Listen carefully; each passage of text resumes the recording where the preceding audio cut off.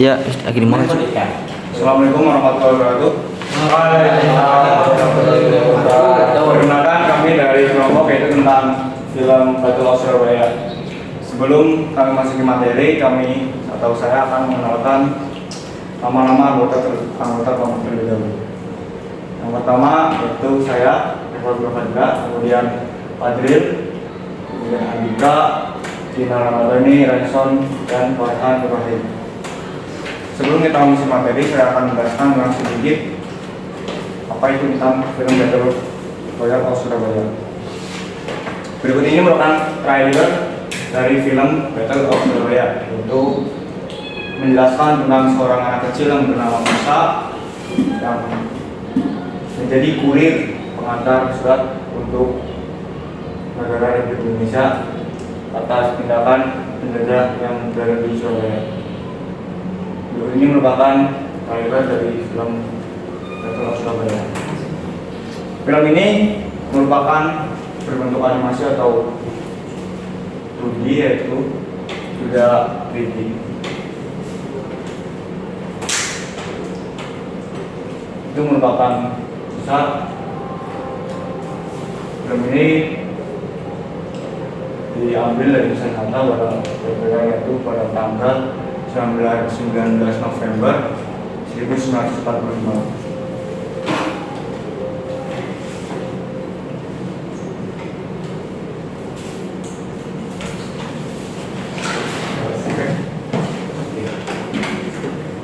Nah, kemudian saya akan menjelaskan tentang sinopsis film, yaitu alur atau menjelaskan tentang film apa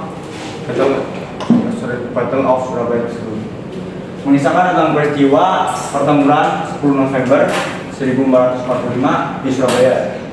Menceritakan tentang seorang remaja itu yang bernama Musa, bekerja sebagai tukang semir sepatu yang menjadikan kurir bagi perjuangan arek-arek Surabaya pada pertempuran 10 November 1945. Dengan cerita awal film ini, visualisasi dahsyatnya dari pengumuman atau serangan dari Amerika ke kota Hiroshima oleh sekutu yang menyerang Jepang. Itu menyatakan bahwa Indonesia merdeka. Itu yang mendengar di Radio Republik Indonesia dengan semboyan Jepang menyerang. Kemudian seorang remaja tersebut berkata, "Tetap bilang Surabaya kembali merah dengan bendera dan kedatangan sekutu yang ditumpangi oleh Belanda." Belum lagi gangguan oleh beberapa kelompok seperti Mas Hitam yang dilakukan oleh pemuda Indonesia. Presiden membagikan semangat area Surabaya dan pemuda Indonesia untuk bangkit melawan pemuda ini. Musa dipercaya sebagai kurir surat dan kode rahasia dikombinasikan dengan lagu-lagu keroncong dari radio pemberontakan rakyat Indonesia diberikan oleh Bung Tomo. Berbagai peristiwa Musa sebagai kurir, kehilangan harta dan orang-orang dikasih menjadi konsekuensi tugas mulia tersebut. Selain tokoh-tokoh nyata, terdapat tokoh fiktif yang sengaja dibuat untuk memperkuat pesan yang disampaikan atau pesan perang tentang semangat cinta tanah air dan kedaulatan. Selanjutnya tentang identitas film. Yang pertama, judul film ini merupakan Battle of Surabaya, pertempuran di Surabaya. Kemudian disutradari oleh Arianto Yuniawan. Kemudian tahun terbit film ini pada tahun 2015 bulan Agustus tanggal 20. Kemudian diproduksi oleh Arianto Yuniawan, M. Suyanto, dan Heri Soeharto, dan rumah produksi MSV Pictures. Terdapat juga aktor atau aktris yang berperan dalam film ini. Yang pertama adalah Reza Rahadian, Mulia Yuda, Sarah Ahmad, Rik Timothy, Ian Sarigami, Kanaka, di Tosi, Kaya Adendra, Alan Guna, Jemurai, dan Nabu Diki, Suzuki, Marlon Dance, dan Ayla Foto, yang merupakan campuran dari artis Jepang juga di sini. Kemudian kita akan masuk dalam fakta sejarah yang akan dijelaskan atau dipresentasikan oleh saudara Fadril dan Samputra. Selanjutnya di sini saya akan menjelaskan tentang fakta sejarah film Battle of Surabaya yang menceritakan tentang petualangan seorang remaja yang bekerja sebagai tukang semir sepatu menjadi kurir bagi pejuang arek-arek Surabaya pada pertempuran 10 November 1945. Nah, di sini jadi ada unsur intrinstiknya. Yang pertama ini tema perang. Yang kedua, tokoh-tokohnya. Musa itu berperan Musa sebagai peran utama yang diperankan oleh Yan Sabriani, dan yang kedua Yumna diperankan oleh Maudy Ayunda, dan ketiga Danu diperankan oleh Reza Rahardian. Orientasi film ini dimulai dengan memperlihatkan kekacauan negara Jepang akibat serangan tentara Amerika saat itu, yakni pada tanggal 6 Agustus 1945, sebuah pesawat Amerika menjatuhkan bom atom di kota Hiroshima. Kemudian Presiden Soekarno sedang membacakan proklamasi Republik Indonesia pada tanggal 9 Agustus 1945. Dan berikut ini merupakan video klip tentang Battle of Surabaya.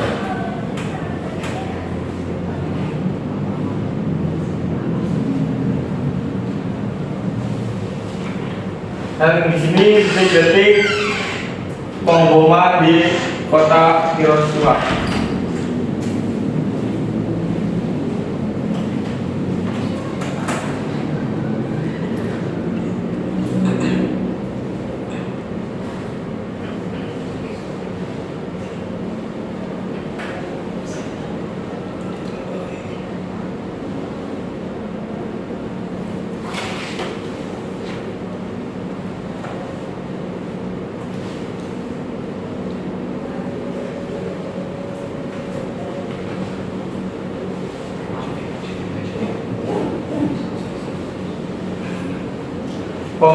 Pengungkapan peristiwa Sekutu dan Belanda memasuki kota Surabaya, harga kebutuhan pokok menjadi semakin naik, suasana kacau tidak menentu pada tanggal 19 September 1945 di Hotel Yamato terjadi sebuah insiden di mana tiba-tiba berkibar bendera Belanda. Warga yang tidak terima itu melakukan pemberontakan sehingga terjadi peristiwa di mana arek-arek Surabaya murka dan baik warna biru bendera Belanda hingga menjadi bendera Indonesia. Dan berikut video klip tentang bendera Belanda disobek menjadi bendera merah putih.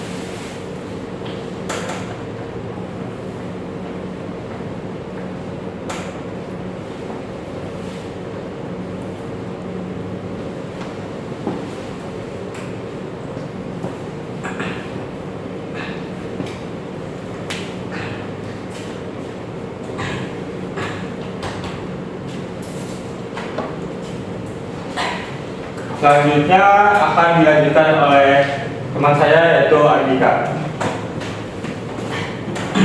Menuju konflik, kota Surabaya itu sangat gentir dan mencekam karena kebencian para pemuda pada warga asing menimbulkan kerusuhan di mana-mana. Keberanian pemuda Indonesia menguasai tempat penting, kemudian Sudirman saat itu ingin mengirimkan surat penting pada Pak Mustopo, tapi karena jalan menuju jalan Kalismin dan beberapa tempat dijaga ketat para tentara Belanda yang merazia seluruh pemuda dan pemudi yang lewat di sana. Mereka menemukan ide untuk menggunakan Musa yang masih anak-anak sebagai kulir mereka.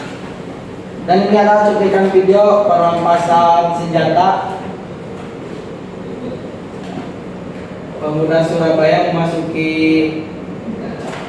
tempat lawan untuk mengambil senjata.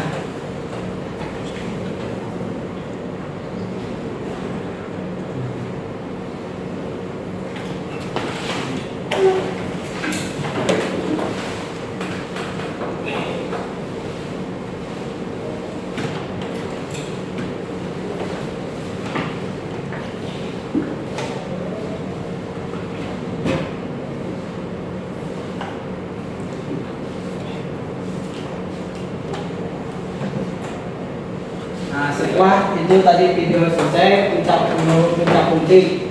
Rakyat Indonesia yang merasa dikhianati karena pasukan sekutu datang dan menjajah kota, akhirnya para petinggi Indonesia memutuskan untuk memanggil BKR dan pemuda untuk siaga dan bersiap untuk perang. Kemudian Musa diberikan misi untuk mengirimkan surat, yaitu kode terjemah yang digunakan untuk koordinasi melalui siaran radio oleh Bung Tomo. Namun dalam perjalanan mengirimkan surat, Musa ditangkap karena rahasianya telah bocor. Pihak musuh telah tahu bahwa kulir yang membawa pesan penting. Dan ini adalah cuplikan video. Musa lari lalu tersandung pohon dan kemudian ditangkap oleh tentara Belanda.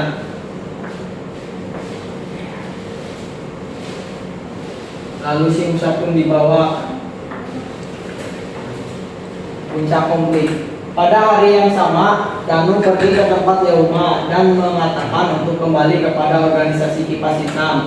Yauma menolak, kemudian Yauma bertanya kepada Danu tentang keadaan Musa. Awalnya Danu merahasiakan bahwa Musa telah tertangkap basah, namun Yauma berhasil tahu. Dia yang sedih mendengar teman baiknya tertangkap, akhirnya pergi menghadapi para petinggi negara dan membocorkan tempat organisasi Kipas Hitam berfungsi. Malam itu juga mereka langsung OTW ke markas Kipas Hitam untuk menyelamatkan Musa.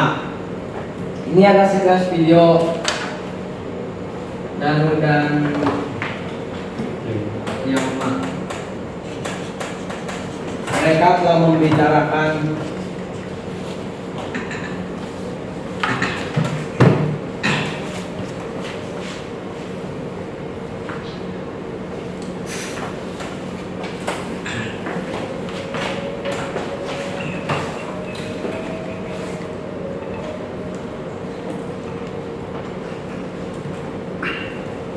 Setelah itu Danu dan Yauma akan pergi menuju markas Kipas Hitam.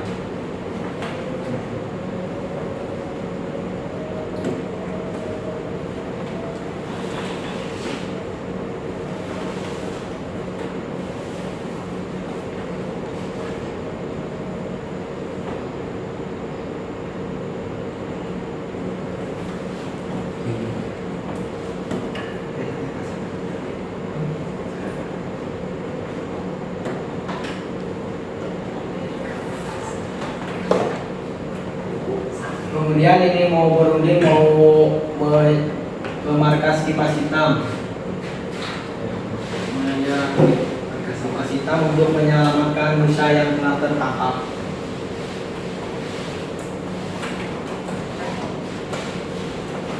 Setelah pasukan meletakkan bom lalu pada pergi ke markas.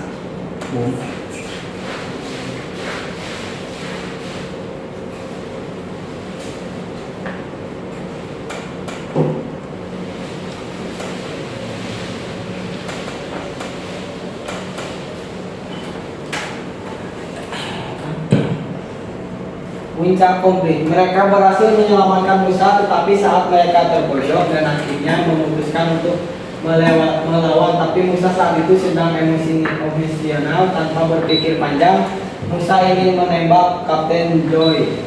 Karena perbuatan itu, Yauma berusaha menyelamatkan terkena tembakan dan terdapat dia gugur dalam misi penyelamatan Musa. Mereka yang selamat lalu menerapkan organisasi Kipas Hitam. Dan ini adalah cuplikan video saat Musa berusaha menembak.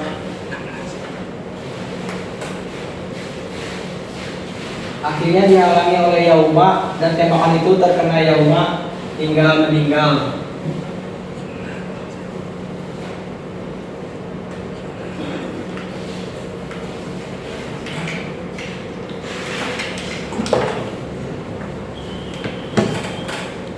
Lalu Musa pun sedih dan merasa kesal kepada Danu.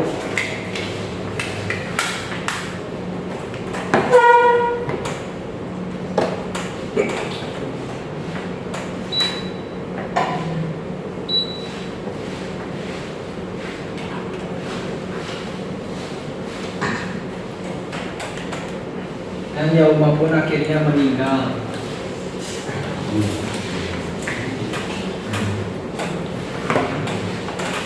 Sebelum meninggal, Yauma memberi memberikan sebuah logam kepada Musa.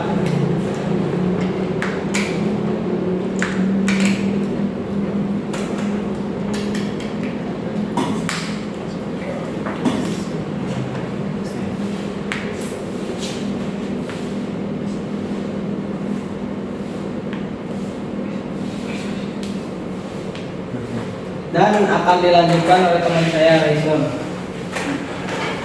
Ucapan break yang selanjutnya adalah terjadilah perang antara Indonesia dan Sekutu di waktu yang sama. Musa dikejar-kejar dan menemukan sepeda di sebuah desa. Lalu Musa melewati jembatan yang sudah rusak dan terjatuh. Saat sniper bersiap menembaknya, Kapten Jomray menghentikan anak buahnya untuk menghentikan menembak dan kemudian mereka pergi. Dan ini adalah scan perang Indonesia dengan Sekutu atau Amerika.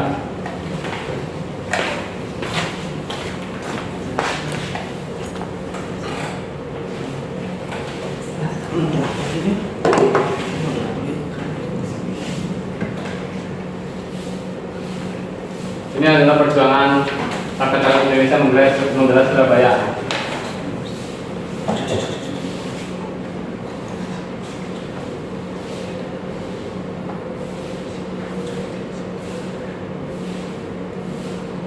Penembakan terjadi di Surabaya.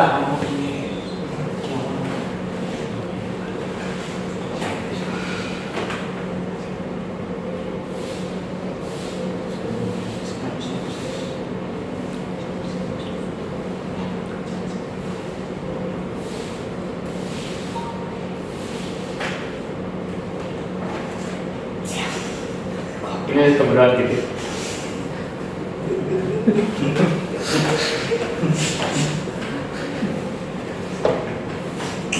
Nah, di waktu yang sama saat berperang, Musa dikejar-kejar oleh Kapten Jomray.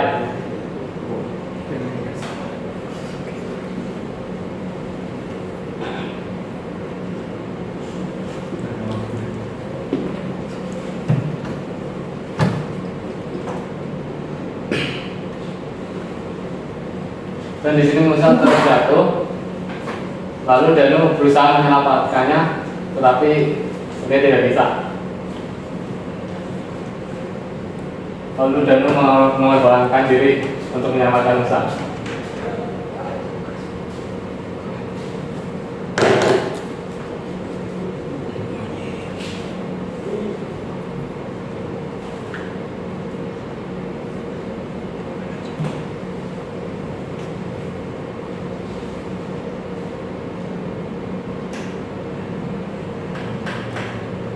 Saat ini Musa yang sedang kakinya sedikit kesleo dikejar-kejar oleh Kapten Jomray dan pasukannya dan menemukan sepeda untuk kabur.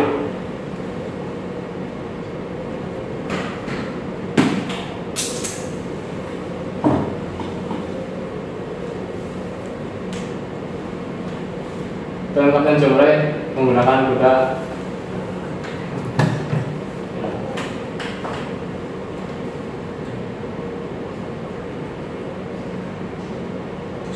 Ini saat ada jembatan patah dan Musa memberanikan diri untuk selamat dari kejaran Kapten Jomray.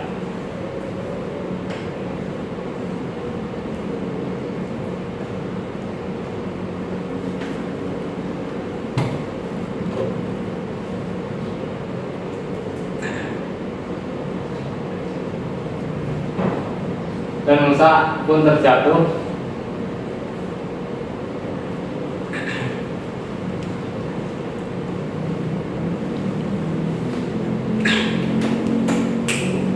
Sebenarnya Musa sudah pasrah di sini karena mau ditembak oleh Kapten Jomray, tetapi Kapten Jomray tidak memperbolehkan anak buahnya untuk menembaknya.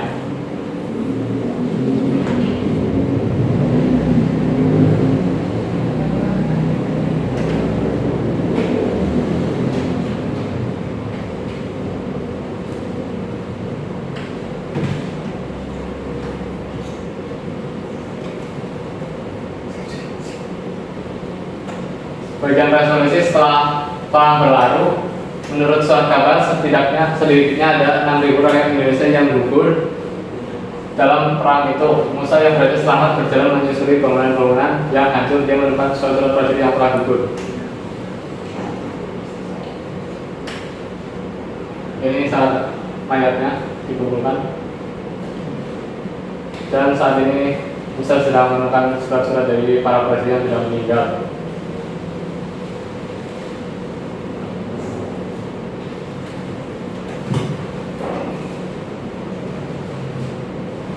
Karena sangat banyak kenangan dari surat itu, Musa pun nangis.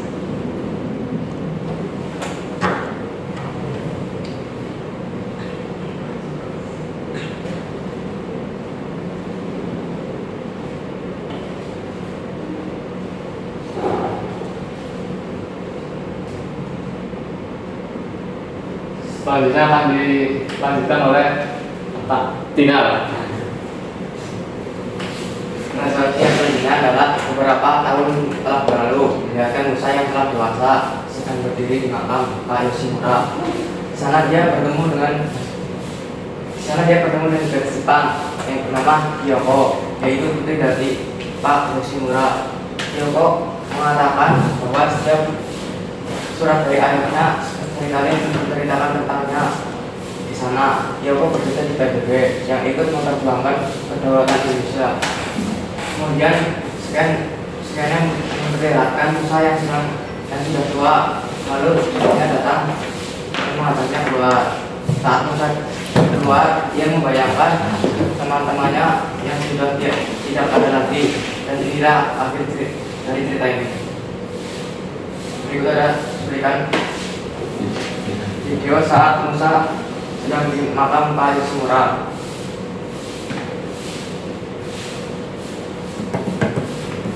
Di sini Musa bertemu dengan anak dari Pak Yoshimura, yaitu Kyoko.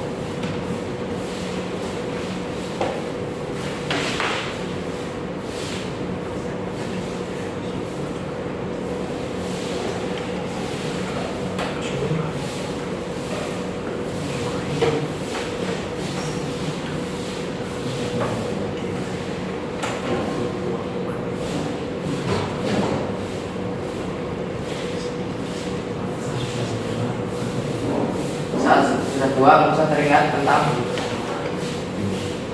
Yimna dan yang memberi kalung yang dia.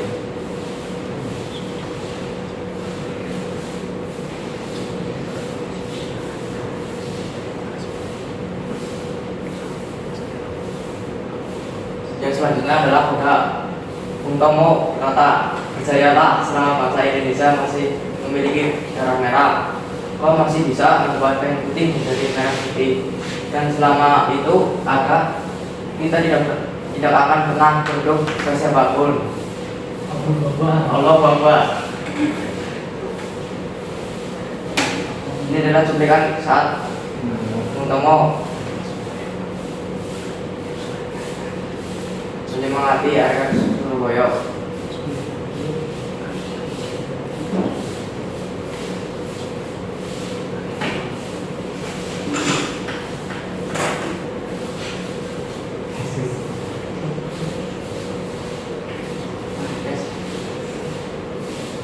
Akan dilanjutkan oleh Farhan. Baik, di sini saya akan melanjutkan presentasi dari Dinar Batik. Dan yang pertama adalah latar belakang sejarah perjuangan bangsa Indonesia pada saat perang Surabaya 10 November 1945. Dan yang kedua ada nilai-nilai agama, hubungan manusia dengan Tuhan, manusia dengan manusia. Dan yang ketiga ada nilai moral, berani menghadapi segala kemungkinan, lebih baik hancur daripada dijajah kembali. Dan yang keempat ada nilai sosial, kita harus berjuang mempertahankan kemerdekaan Indonesia. Lalu yang kelima nilai budaya, mengangkat tentang sejarah pertempuran 10 November dibentuk menjadi cerita fiktif dan animasi 2D yang cocok untuk generasi muda agar lebih mencintai bangsa dan bangga dengan sejarah budaya serta produk Indonesia.